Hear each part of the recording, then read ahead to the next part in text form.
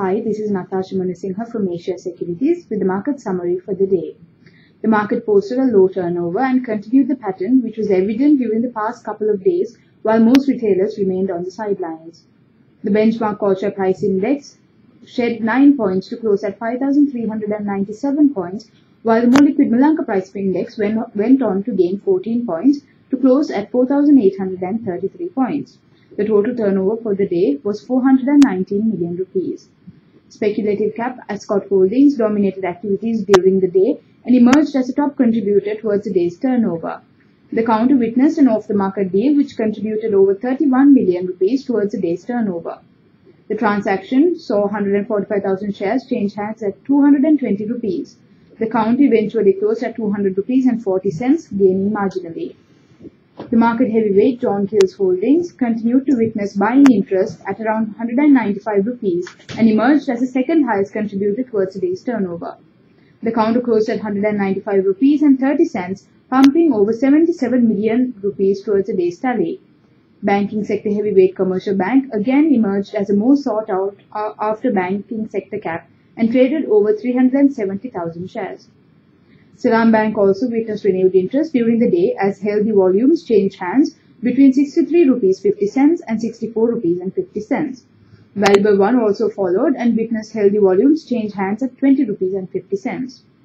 Conglomerate Hemas Holdings also witnessed small blocks totaling 315,000 shares change hands at 27 rupees. The counter closed the day almost flat at 27 rupees.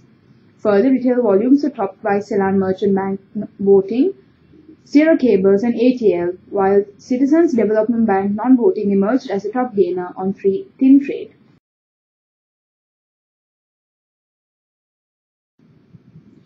Moving on to some business news for the day, Sampath Bank plans to issue 15 million debentures at 100 rupees after getting regulatory approval. The bank said in a stock exchange filing that it hoped to issue an additional 10 million debentures in the event the issue was oversubscribed to be quoted on the stock exchange. Renuka City Hotels PLC has been given approval to construct an extension to the existing building at a cost of 218 million rupees. The new building will include 18 guest rooms, a swimming pool and gym, staff facilities and a ground floor car park. Shares of Renuka closed 50 cents lower at 26 rupees 50 cents yesterday, with 4,500 shares being traded.